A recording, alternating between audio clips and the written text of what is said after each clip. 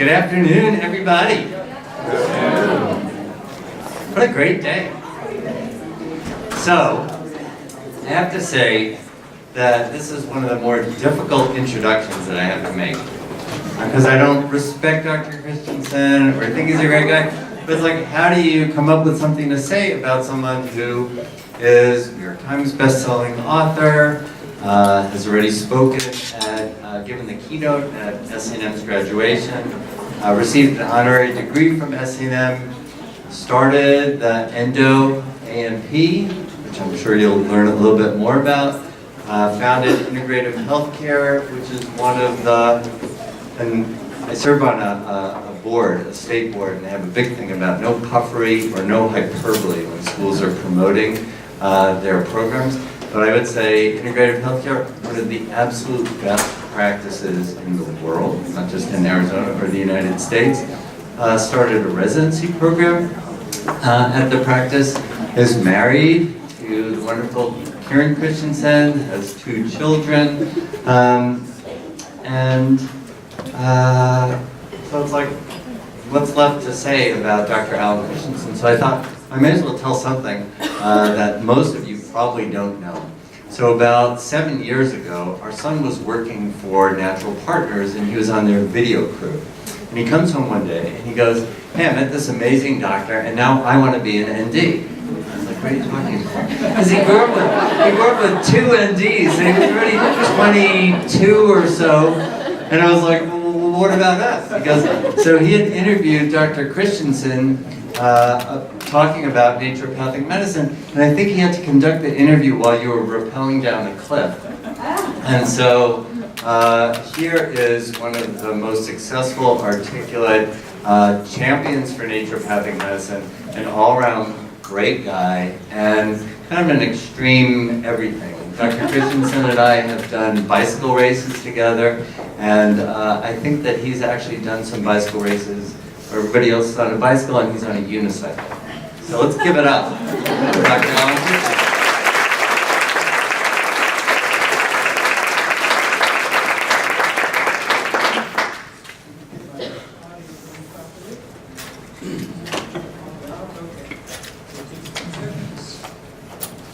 Audio testing, there we go. Yay, here we are. Really jazzed to be with you guys. Thank you so much for that, Dr. Mittman. Yeah, thank you. I was in the very first class at SCNM, so I've seen this thing all the way through. The very first iteration, this is a funny thing, I was in a natural food cooperative in northern Minnesota. And my prior plan was to finish up, I was working as a nurse, and I was working as a nurse's aide, and I was about to finish my LPN, the next level of nursing there. And the plan that I had, I was completely enamored by nutrition and natural medicine and lifestyle, all these things. It had changed my life in big ways. And I wanted to, medicine seemed like this obvious track for me, but I knew that regular training didn't have as much of that stuff as I wanted, and it just wasn't part of it. So the thought was I would keep learning these things on my own and integrate that into a practice in some way.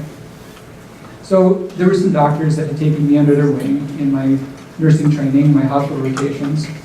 And I shared some of these ideas with them. You know, some of them were talking about just there were some new studies about chromium picolinate being relevant to blood sugar. So we had some conversation. They said, yeah, I want to do more of these things and tie that into practice. And someone pulled me aside and said, kid, you don't get it. So we have standards of practice.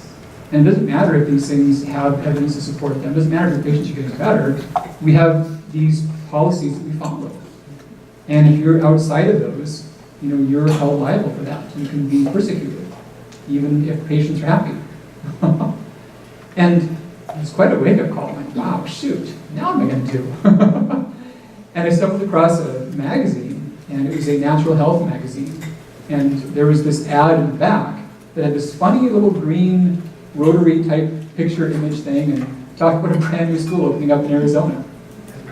So how far along the school was back then, there was a phone number in this ad. Michael Cronin answered the phone when you called that number. We talked for a while, he convinced me to come down, and it's been a great ride. And I've got to say, the school, it's had its growth, and everything that's happened with Dr. Mittman's guidance has been just incredible. So you guys are on a good course, really excited about it.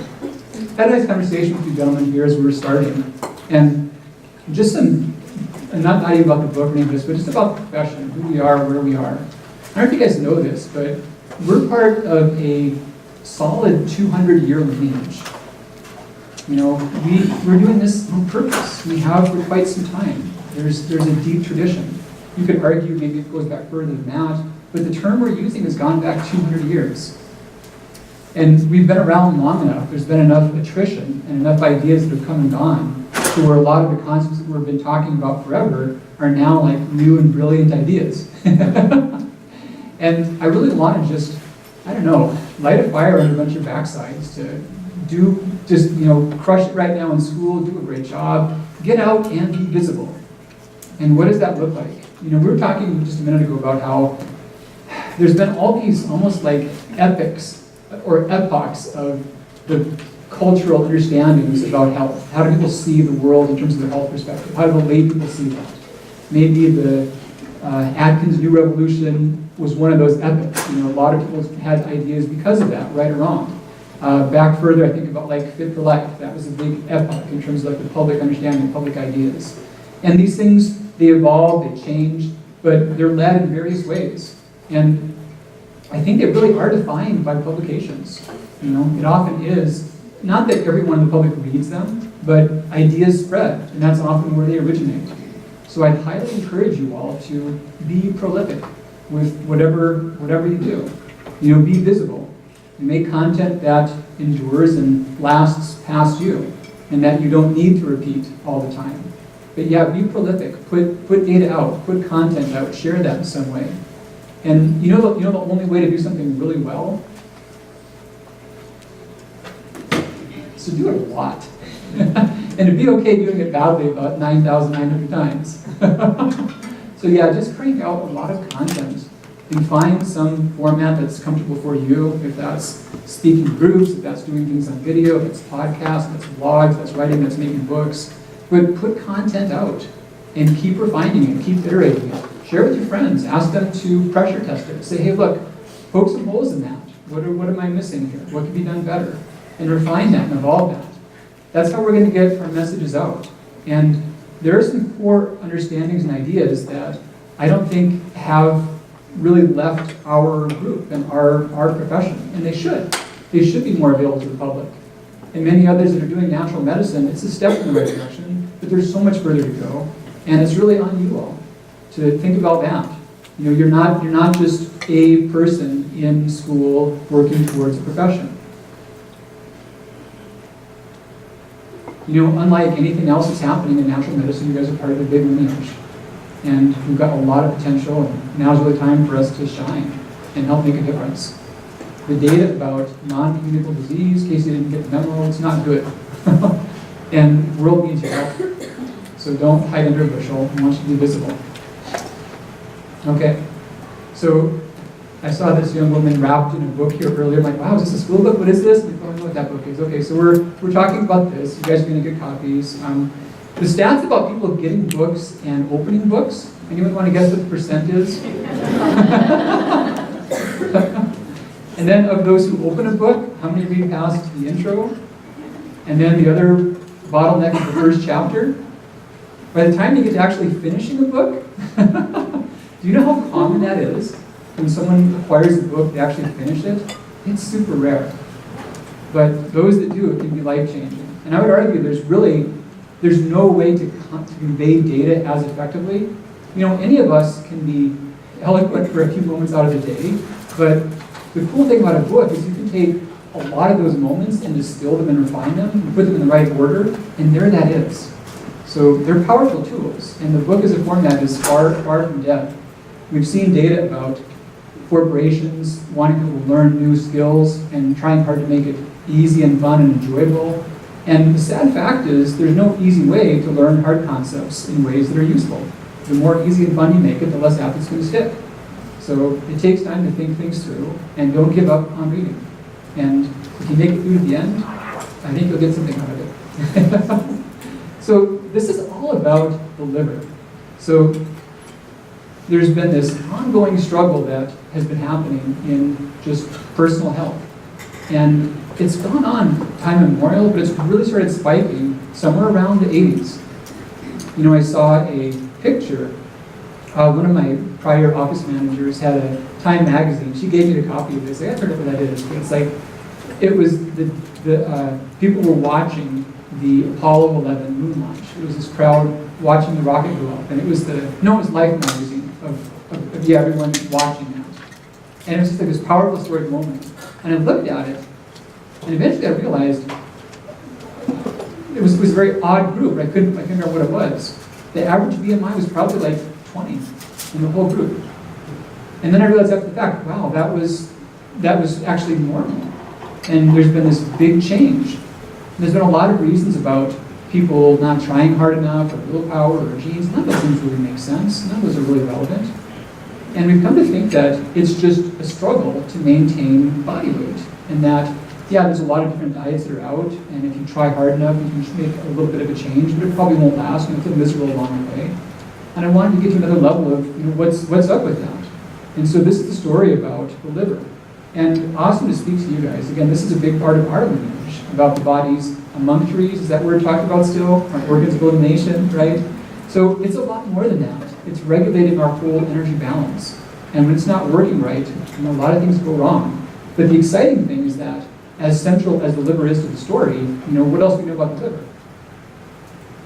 What's one big unusual thing about it compared to other organs? It's regenerative, it's resilient. Yeah, so it's kind of fun to talk about how all these things tie back to this, and then by the way, this thing can fix. This thing can get a lot better.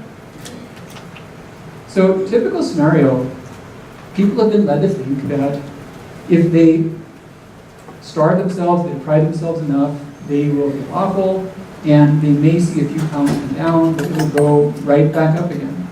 And we're aware of the fact that there's certain things, is there a point here? Yeah, but there's certain things, certain things that can drive this and worsen this. But in many cases, those things are not obviously there, and people can still really have big struggles. So I want to talk a bit about the main mechanism of action behind this. Then I'll talk a bit more about the liver's role, how it plays out, and how we can go about fixing that. So here's kind of what happens. So NAFL, non-alcoholic fatty liver syndrome, I'll talk about the actual condition, but also know that there's a continuum. So we define this by there being a certain percent of fat that's making up the liver's weight. Got a lot of students here. Anyone know about how much? What percent fat would be a fatty liver? Think about body composition for a person, and then divide it by about 3. Your liver's got to be really lean to be healthy. So fatty liver, more than about 5% by weight becomes pathology, becomes really ill. Somewhere around 1 or 2 is pretty healthy.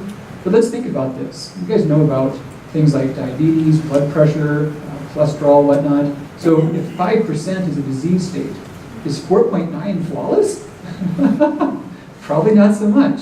So these things exist on a continuum, and we can see that. And what's happening is that the liver is taking from our food energy. So a lot of people just had some food a bit ago, and what you just ate, you didn't burn when you swallowed it, right? You didn't metabolize all of that the moment you swallowed it. And now you're not eating, but you're burning energy, right? And even like through the night, for example, you won't eat for a long time, but your body's using a fair amount of energy. The liver's actually really busy then. So along with being an organ of just detox and being a filter, this is the main warehouse. This is like Costco or Amazon for your body. We consume food and liquid at set intervals throughout the day, but the things we make from that and the things we directly extract from that, we need more or less constantly. And even our glands, thyroid or adrenals, ovaries, whatever, they're making these big shots of hormones, and it's kind of odd, but they're not as calibrated as you would think. By and large, it's kind of like when frogs have babies, they have a lot, and some are going to make it.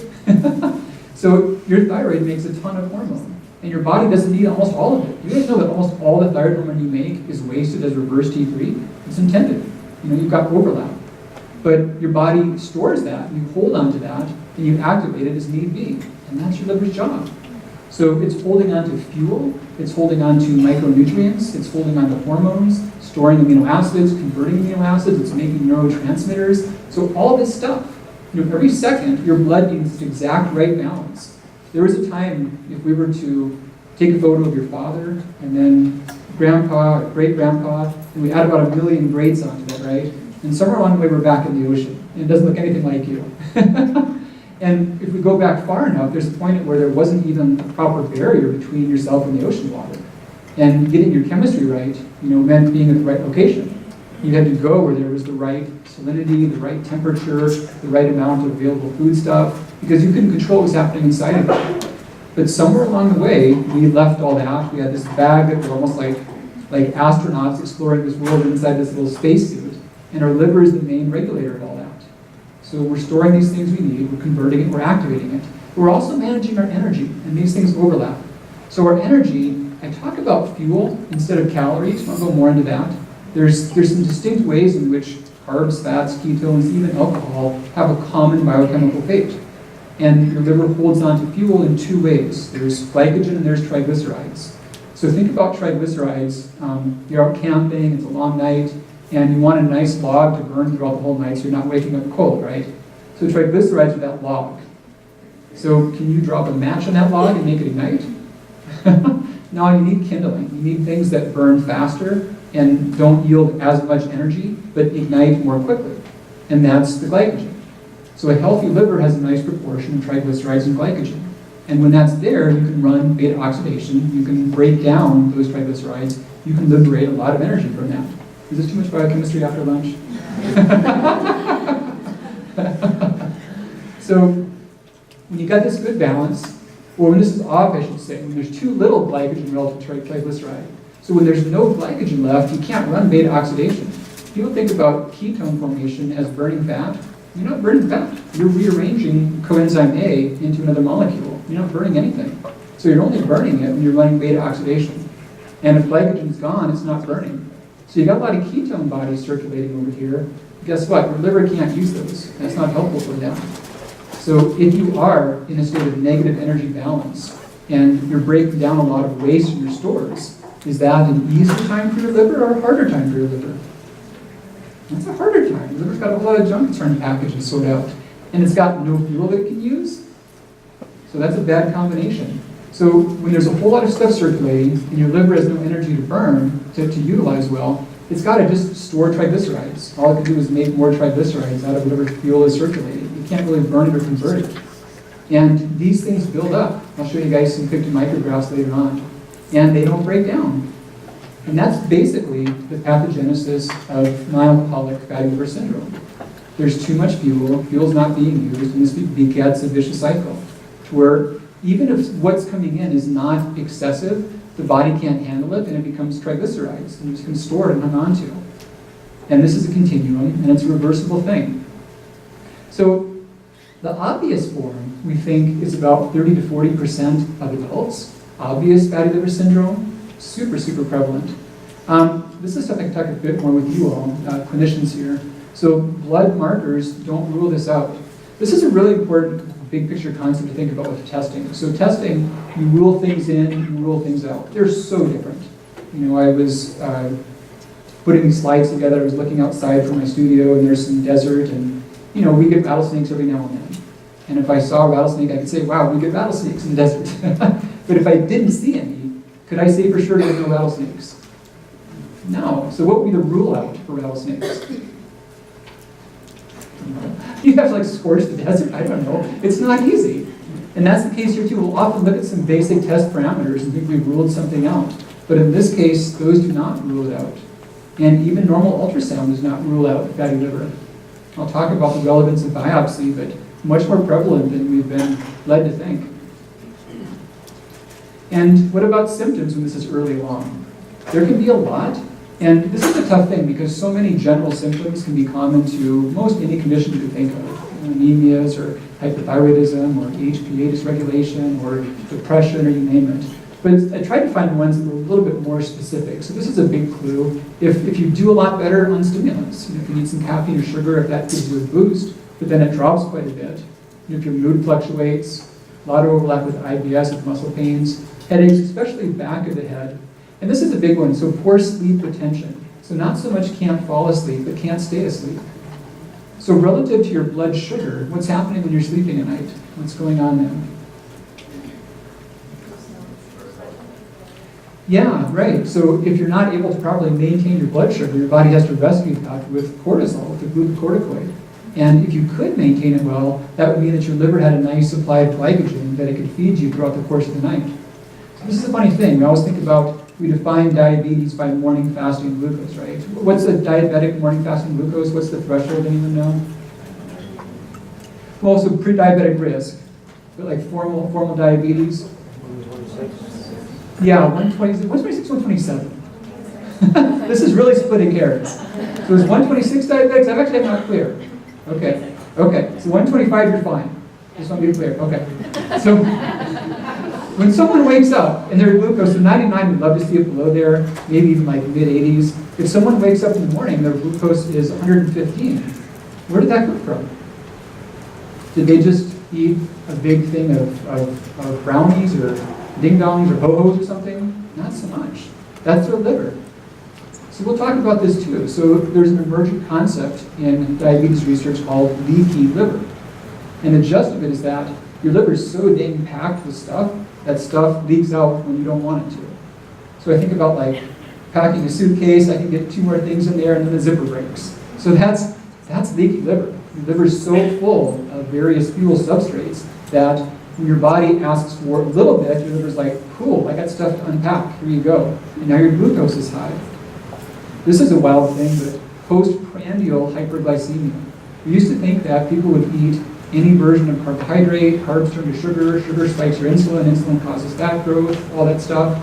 Now, researchers can differentiate endogenous hyperglycemia, what you make, versus exogenous, what you make. They can look different. They can do radioisotope tags. And people that have metabolic challenges, that are diabetic or on a continuum towards that, about 80% or more of their postprandial hyperglycemia didn't come from their meal. Not at all. Didn't even matter. It's what their body over-released from leaky liver.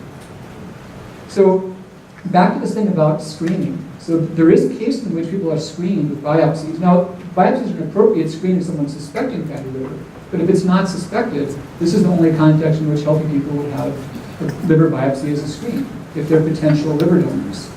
So who could be a twin of mine? We got similar coloration. Well, we look too much alike. I don't want to go with that one. But let's say that we were twins and I was going to donate liver tissue to you and had to make sure that mine was healthy.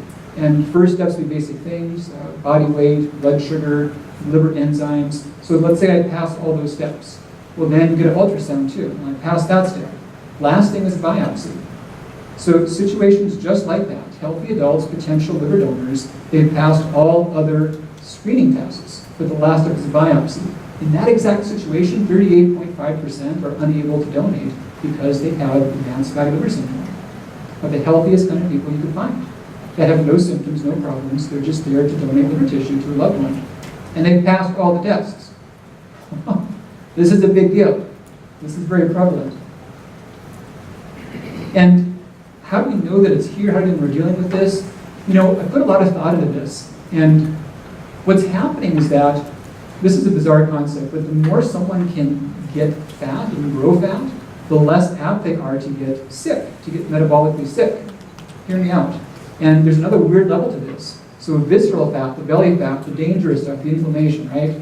So the more someone can make visceral fat, and the more inflamed that visceral fat is, the less apt they are to have various complications. How in the world could that be? So almost I think of like a series of cascading buckets. When your body gets fuel, the first bucket is the muscle mass. If your muscles are hungry and they've got room, they will take on fuel and it's harmless. The next bucket is the subcutaneous fat. Pretty harmless stuff by and large. Then we've got the visceral fat. But then past that bucket becomes the liver. And when it's full, then we've got organ fat. So back to the visceral fat, the inflammation is what allows it to septate, to form more connective tissue, and to both hypertrophy and hyperplasia, to get bigger cells and more of them. So the extent to which someone can find a place to put that fuel, they're safe. When they got no more room for it, it spills over in the next bucket, that's when we've got problems showing up. And the cells get compressed. So the easiest way to know about that is height to waist ratio for your patients. Highly encourage you all to think about this. I've looked at so many easy metrics that predict metabolic diseases, premature mortality, and this really trumps everything else I've seen. A lot of advanced cardiac tests, a lot of glucose tests, and then even simple anthropometric things like BMI or waist to hip ratio. This is a more useful marker. Research is now using the term overfat, which to me sounds harsh, but it's the combination of those who have a higher BMI, the overweight and the obese, along with those who have an exaggerated height to waist ratio. So that can include what we call the skinny fat, those who are not heavy scale weight but have too little muscle mass. Collectively, they're all now called overfat. And it's about 80 to 92% of the population per age and gender. It's super prevalent. And the other thing I love about height to waist ratio is the math is drop dead simple. Anyone remember the BMI formula? You guys have seen it, right? It's not a simple formula. You just plug the numbers in because it's too obtuse. So this one, if you can divide by half, you're good. That's all you need to know. So height to waist. To be really precise, it's belly button.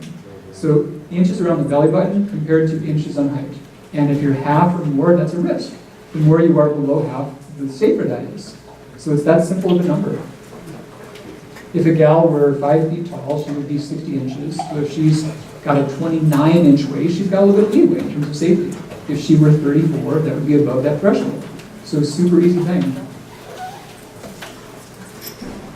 So fuel and not calories. The term calorie itself has a lot of validity to it. It's also got a lot of baggage. And I think it'd be nice if we could wash it and bring it back and have people let go of a lot of their baggage from it. But there are ways in which some sources of them work differently than others. And this is one of those.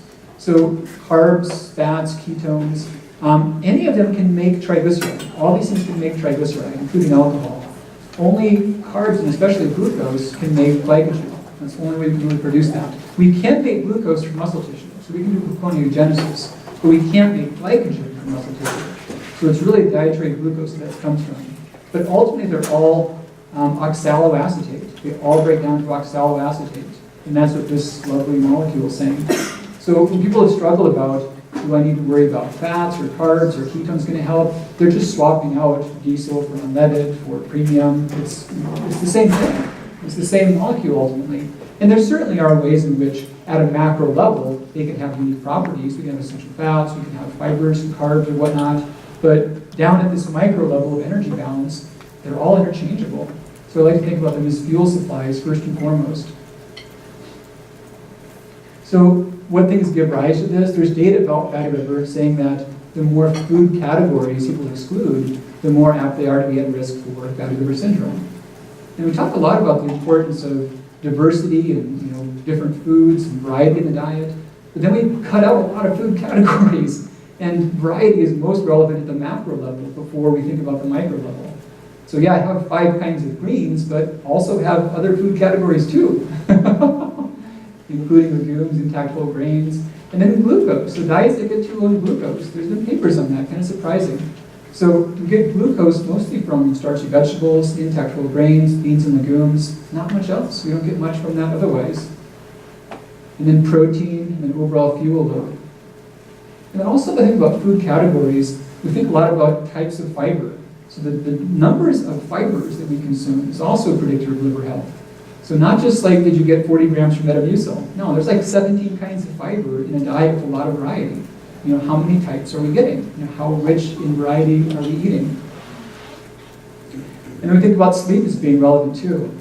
This beautiful molecule is glycogen, and we're making this when we're sleeping. Someone was talking about in Chinese medicine. So what is your liver? This is liver time, right? At night, there's. So ideally, this is a time in which there's not a lot of demands on your body for glycogen breakdown. You're maintaining a little bit, some, but you're not doing huge amounts of activity. And there's also, this is the one time you get a real big break from cortisol. So you're not pulling it out. So this is when you rebuild that. So if sleep is compromised in terms of duration, frequency, and quality, that also impairs this whole process. And this is really why we see morning fasting glucose higher. Someone's liver is overproducing throughout the night and not able to really restore its own supplies. And here's the image I was talking about before. So in the hepatocytes, the liver cells, you can see literally, so these are glycogen vesicles, these darker stain items, and the nuclei is somewhat visible, but the triglycerides, their vesicles quite simply crowd out the whole cell. The nuclei is compressed, the glycogen storage is compromised. So remember the whole thing about the logs and the kindling? So this is like no more room in the basket for kindling because there's so many logs in there. There's just no space left. And there's physical compression of the rest of the cellular constituents. And there's a sequence where these things start to oxidize. We've got fatty liver syndrome, and then non-alcoholic steatohepatitis. At some point we get actual fibrosis. It starts to scar. And then the structure of the liver starts to get more impaired, and eventually liver cancer and death. But this is the whole cycle of that, and yeah, you can see it occurring. And my argument is that this is a continuum. So when this height to waist ratio is off, if someone's energy, weight, and appetite don't sync up, they should. You know, when you've got the good capacity to take on fuel, give it out later, your energy, your weight, your appetite should just line up. It shouldn't be some heroic struggle. So that's the point, is that this is happening for a reason, and that can change again, which is the exciting part.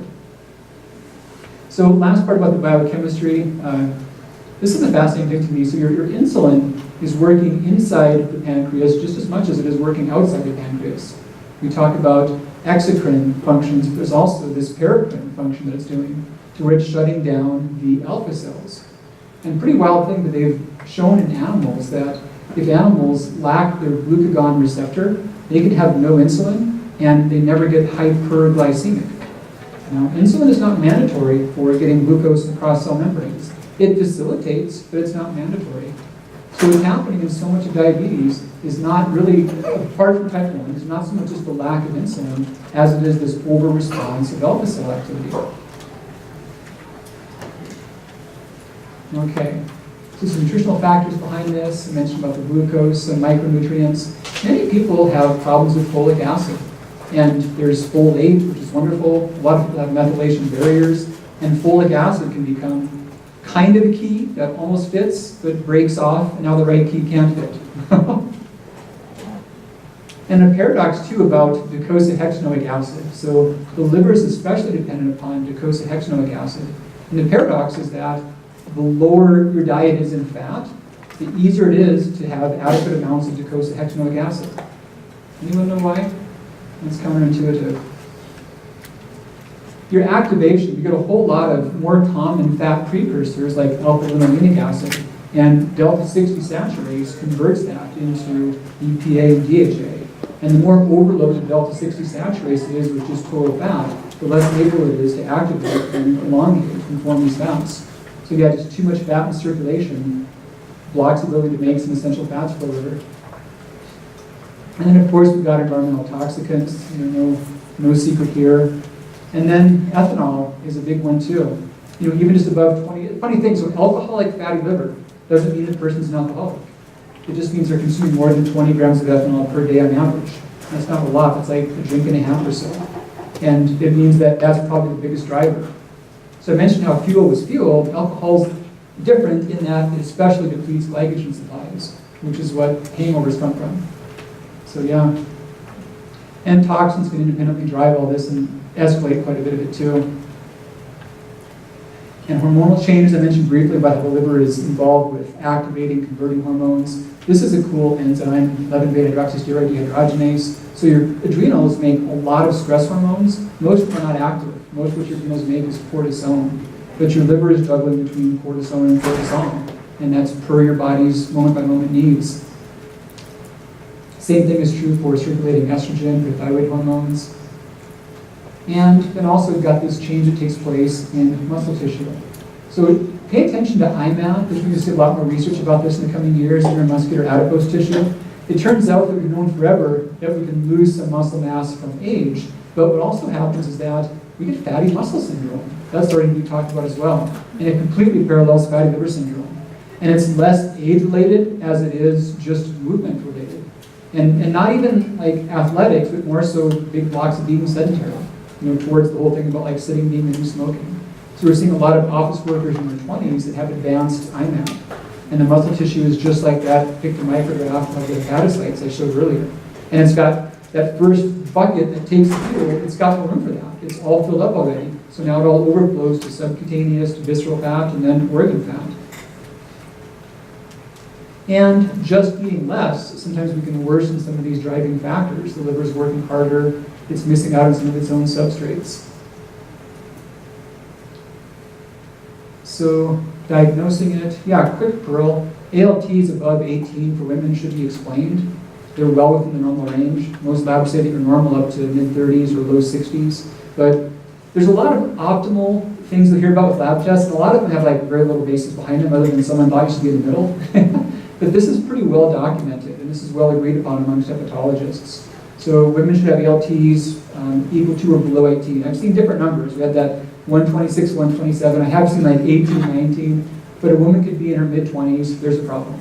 It's not always fatty liver, but barring anything else more obvious, that's one of the suspects. GGTs being up, fasting glucose.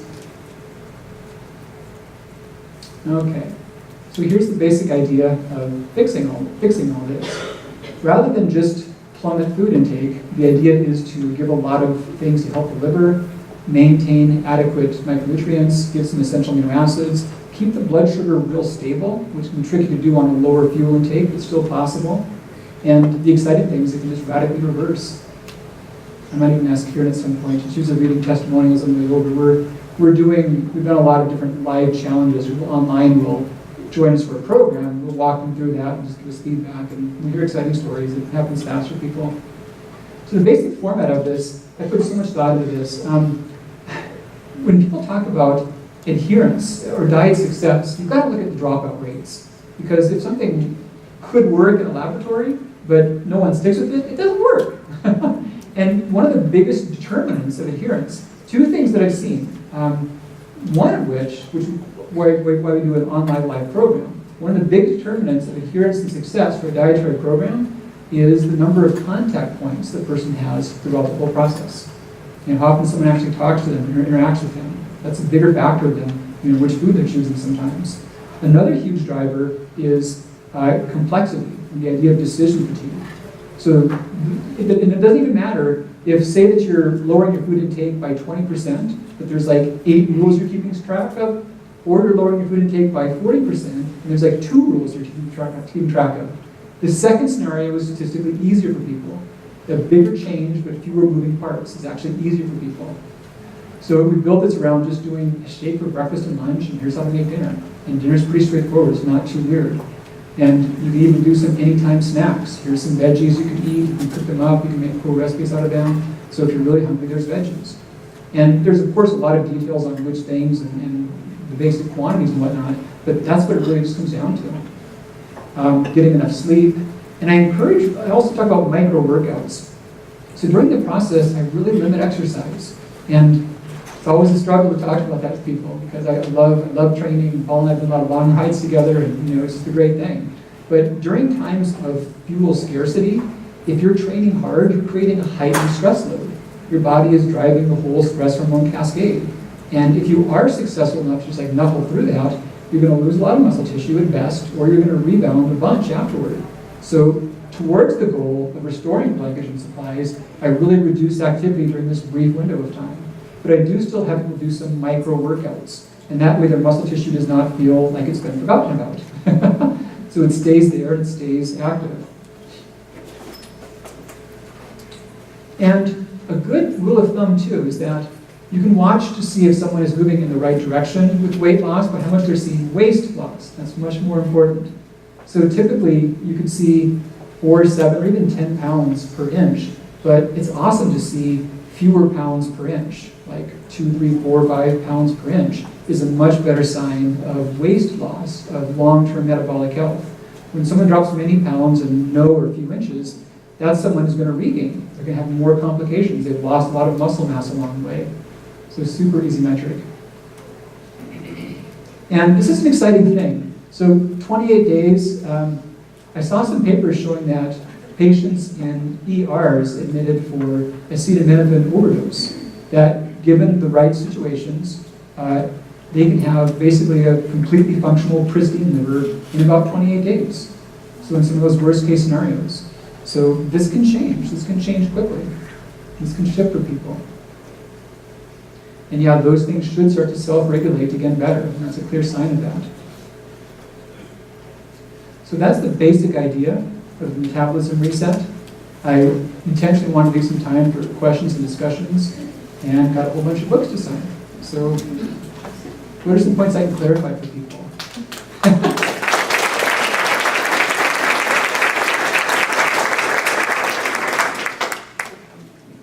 Yes, ma'am.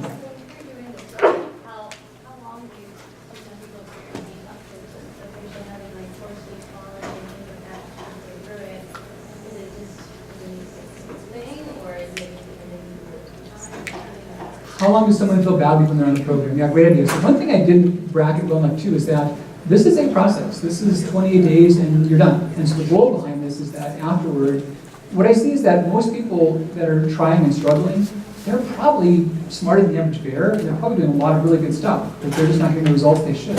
So the cool thing is that when you're done with that, I mean, for sure, if you were to eat junk food and do nothing helpful, you would see bad consequences. But more commonly, someone can maintain their reasonably healthy habits and see more benefit from that. So in terms of duration of initial symptoms, Karen's interacted a lot with people who are going through the challenge from the online communities, and first couple days are always tough for people. And there are some to where they may be closer to the end before they're seeing some big changes. So I have them really track waist inches. To the extent to which they can, I'll encourage them to track fasting glucose, watch their liver enzymes for sure, and many are aware of those things as concerned, many are not. I also have them track resting heart rate. So this is a cool thing, and of course you guys know a lot of factors affect your resting heart rate that are not things we've covered, that are outside of this. But one big variable is just how smooth things flow through your liver. You know, how much back pressure resistance, how much toxic fat you have outside of your liver cells. So we talked about how the cells fill up. Afterward, the fat spills out outside the cells. And at that point now, the portal circulation is compromised. The heart's got to work that much harder. And every few beats you are, it's in the book, I forgot the exact numbers, I think every 10 beats above 45, believe it or not, there's large increases in mortality. So we see resting heart rate comes down a lot too. There are people where they are further along where they see the clear benefits. I would argue that there's few that have more than a week of the harsh symptoms and start not feeling great. And I would argue they're not too terribly bad, but yeah, usually things smooth out. And most are seeing some benefits even within the first week, but there are some where they'll get to the end and say, oh wow, now it all kicked in. Karen, any comments on that? Or? It varies from person to person, truthfully. And that's, you know, we live in an age of connectivity and community. And so when you have an environment, like we have a Facebook group, where then people can then start to support each other. It's okay, hang in there. I felt that way too. And then, so sometimes it just helps to have additional people. And then it's social proof as well. Like, hey, you can do it, I did it, and here were my results. Could you find that last comment you had? I'll take another question if you want to find it. I can back that up here. Yeah, there's a little bit of example of that. What else? Yes, ma'am. What about for somebody who has factor 5 with heterozygous, as far as can't have a lot of vitamin K with the blood clotting? Yeah. Not a problem. Yeah, just for sure. Yeah, there's no high dose vitamin K mandatory here. Yeah. Go ahead.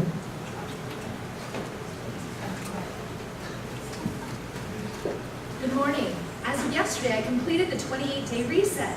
I am down 17 pounds, 4 inches around my waist, and my resting heart rate is down from 94 to 67. If any of you are struggling, just know that the end result is well worth the struggle. I've never given up anything this drastic. I'm a 2 to 3 cup a day coffee drinker, and I love chocolate. I also have a very thin husband with a high metabolism and a 1-year-old. There was a lot of, quote, bad, unquote, food around me, but I set my mind to this and I stuck to it, and I never had a cheat day. I do live in a small town, and so not everything I ate, it wasn't always organic, and I don't think the steaks that we had a couple times were grass-fed, but I worked with what was available and I kept to the guidelines. Some of my symptoms were dizziness at times, slight headache, fatigue, and poor sleep. By the second week, I started sleeping great. My skin looks amazing, and I feel better, and I feel like the inflammation I battled has subsided, and that's awesome. Looking forward to my thyroid labs and getting back to exercising. Thank you, Dr. C. and Q. So there's one too early. Okay, that's fine. There's one you just read to where nothing was better till the end. Yeah, but that one's rather typical as far as helping play out for people.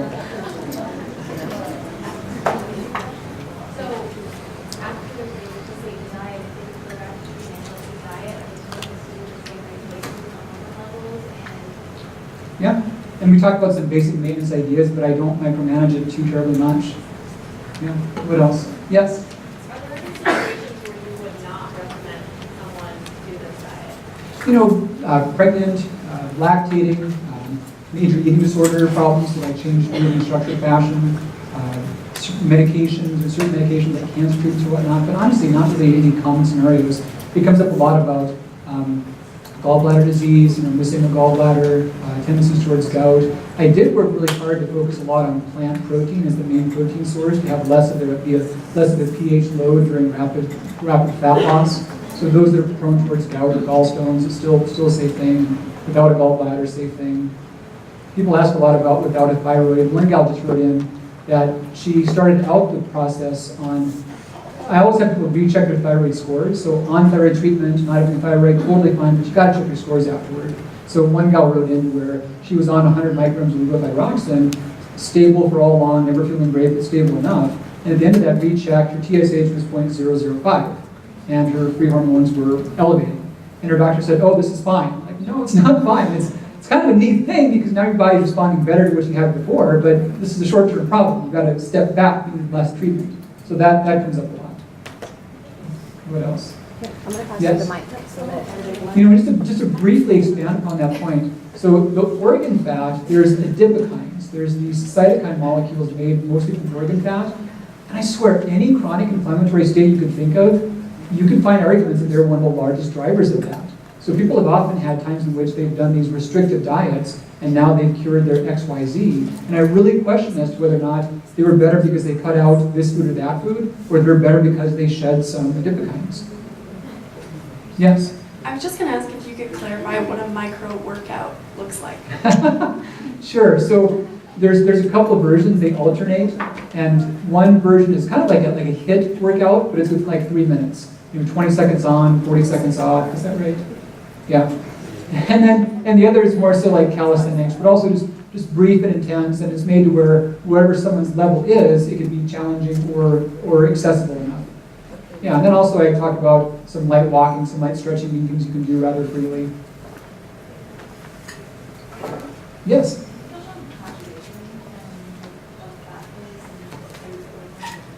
Yeah, for sure. So a lot of your liver, you guys hear about phase 1, phase 2. You know, phase 1, you're mobilizing and activating toxicants. Phase 2, phase 3, you're packaging them and getting rid of those. So I have people avoid caffeine sources towards the interest of generally having a better phase 1 to phase 2 relationship.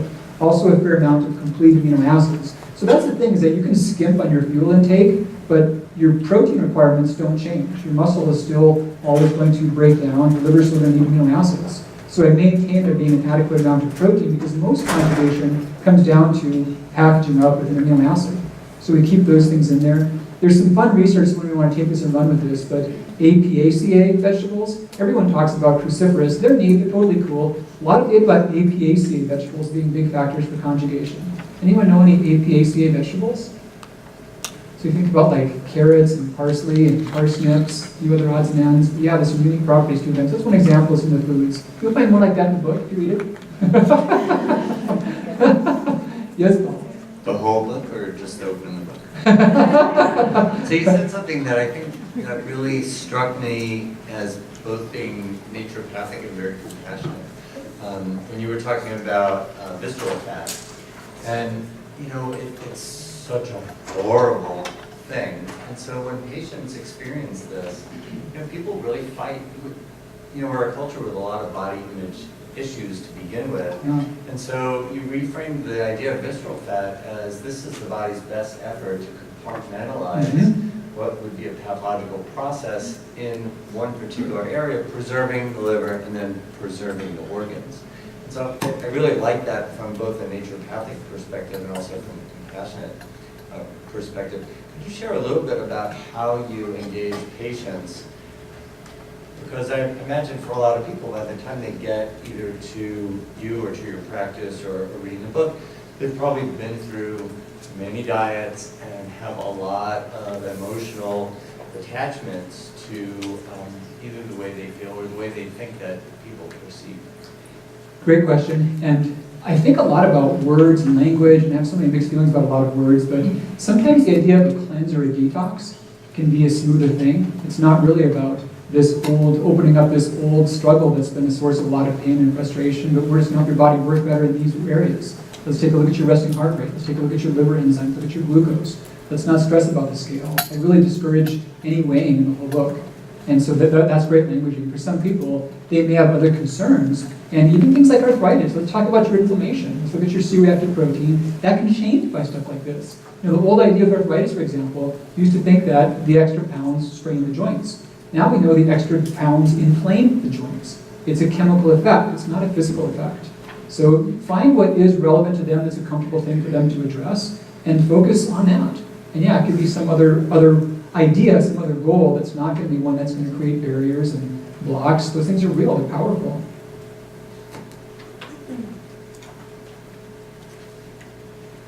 About caffeine. So this is the funny thing. I've talked to these guys beforehand. So I encourage people to take a break during the process, and I talk about coffee, chocolate, tea, all sources of that. Chocolate doesn't have a lot of milligrams, there's a lot of metabolites that are similar. And the funny thing clinically is that the more that idea freaks someone out, the more they stand to benefit by taking a break. There's a lot of data saying that in many population cohorts, those that are consuming various polyphenol-rich beverages like coffee or tea probably see some net health benefits. No debates about that. But you think about the chemistry of caffeine and what it's doing. So you're taking ATP and you're using that for energy. You're ending up with adenosine monophosphates. You've got adenosine left. And you've got adenosine receptors in your brain cells. And so there's a lot of adenosine. You take that up, like, oh wow, I'm tired. That's the chemistry of being tired, because there's this high amount of adenosine relative to ADP or ATP. And so you pull that adenosine back in, you phosphorylate it again, now you've got energy for the future. So where does caffeine fit in all this? It sits in the receptor and it plugs the receptor. So you're not taking up adenosine. So what does your body do in response to that? You make more receptors, and so you end up with this backlog of adenosine. And it's just credit card debt. You're not Superman. You're basically escaping caffeine withdrawal for a little while. That's all it is. If you do use it erratically once every now and then, you can be Superman for a few hours, then you go down, then you go back to where you were. But if you're using it all the time, you're always below your baseline, and caffeine withdrawal is what makes you feel awful, and caffeine takes away caffeine withdrawal, but it's not making you Superman. It's just taking away caffeine withdrawal. So yeah, and the backlog of adenosine is the extent to which you get symptoms. So if someone's freaked out by taking a break, I have a talk with them about, really? You're freaked out about stopping that? Let's think about this. If it's there's nothing wrong with having some vices, but have a vice, don't have a vice that has you. Well, that's not a vice anymore. That's an addiction. We've got a couple more minutes. There's got to be a few more questions, guys. We can go off the book topic, too. About your careers, your profession, whatever's in the back of your head. Yeah? What about pediatric populations? Any concerns there? Well, a ton of concerns there, and in a few more years, you should write a book about how to do things like this for them. Seriously, but I don't want to gloss over what a big concern that is, because all these problems are just showing up in spades in pediatric populations. We're seeing this stuff at early ages, and heart disease and blood pressure. All this stuff didn't show up until they were hitting, like my demographic, like guys in the 50s, are now showing up in teens and adolescents. So it's huge. Do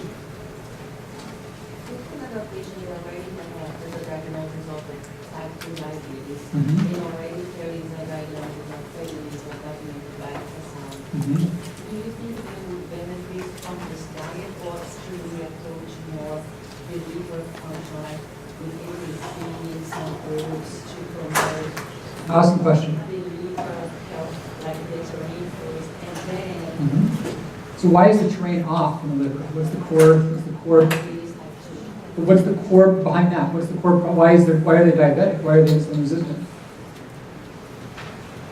well, that we don't know. Sure we do. It is a patient with a very good diet, with excellent diet, very committed. So the pathophysiology is fuel overload. So you've got cells that are stretched past their capacity. The body can't safely put fat anywhere else. And this is because insulin is not making their job. So No, insulin, the body is intentionally not responding to insulin. So here's what's going on. So Sky Harbor, you've got 50 planes coming in at once. What is air traffic control going to do? Is he going to say, you guys can all land right now? No, they're going to stay in the pattern. You Because might even divert them, might even send them over to Albuquerque. So that's all insulin resistance and diabetes, that's all they are. Your body's got all these fuel molecules coming in, you got no place to put them. Stay in the bloodstream. It sucks to have them in the bloodstream, but it's catastrophic to have them inside the cells and there's no room. So there's a lot of things that affect the already formed free radicals. You can think a lot about like gamma-2-copyrol, some exciting data about that around fatty liver. And I think about it like you're walking on coals, and what kind of pads can you put on your feet so your feet don't get burned when you're walking on coals? That's what all the antioxidants are. They're like thicker pads for your feet because this free radical stress is coming from fuel overload. Or you can just like put out the coals, like not walk on them. So yeah, the core issue is this fuel overload. Everything else, that's where this whole damage is coming from. That's where the free radical stress and the whole immune response is coming from. So yeah, that's the most core issue. And this is a protocol we evolved from treating diabetics and those with fatty liver. This is kind of a spillover to talk about it for general health. We saw that there was this radically fast weight loss that occurred in people, but clinically, we've been quite comfortable taking those who are type 2 diabetic on multiple medications and starting on this and stopping medications on day 1, and then checking them 6 weeks into it, seeing they're no longer diabetic while they're off medication. So, and also rechecking liver function, ultrasound, biopsy. So that's what we did this for. And you can do a million ways to like lower the free radical stress, but the core issue is still there if there's a fuel overload. What wrong fuel overload is all this Too much triglycerides in the liver cells. from excessive glucose not entering the cell, right? Well, glucose, triglycerides, ketones, they're all fuels. And they're not entering the cell on purpose. Your body regulates energy balance. And there's no more room inside the cell. To have fuel go in the cell would kill the mitochondria. So your body keeps that out of the cell and out of the liver. That's what insulin resistance is. That's air traffic control saying, you guys can't land. We don't have any room for you right now. That's all that it is. It's not a mistake. It's the body doing it on purpose. So do you think the herbs would add some in the system to help with that stuff? You see it happen pretty fast. We've done clinical trials on that. You can do a lot of things. I like to keep it as simple as possible, but try it out how you like in your practice. One last question. I have a question. Yeah. So Dr. Christianson is going to stick around and very generously is going to give out books. I see that there is a raffle for something. No. Not sure what. All right, there's no raffle. And I think he'll be happy to answer any other questions that people have in the context of signing books. But I do want to ask, because I'm president of the school, I get to ask lots of questions. So the last question is, you know, you're out for 23 years now in practice. And so this is a kind of an iterative practice. And it's interesting to your question, there's an old saying that the new doctor has 10 treatments for every condition. The old doctor has 1 treatment for 10 conditions. And so what happens when you see a program like this is it gets refined over and over again through every iteration. And the goal is to streamline it and make it as not just simple but also elegant as possible. And I think that that's what we've done. If I could ask you one last question. You mentioned you had challenged everyone here to go out and be prolific. And so I happen to know some of the doctors who work in your practice and that you prod them to be prolific. Could you just share a couple of the things that they're working on that are both going to advance their own personal careers, but are also going to help the public and also advance naturopathic medicine? You know, for sure. Everyone's busy with content production, blog posts, videos, podcasts. Several doctors are well into their first manuscripts. They're writing books.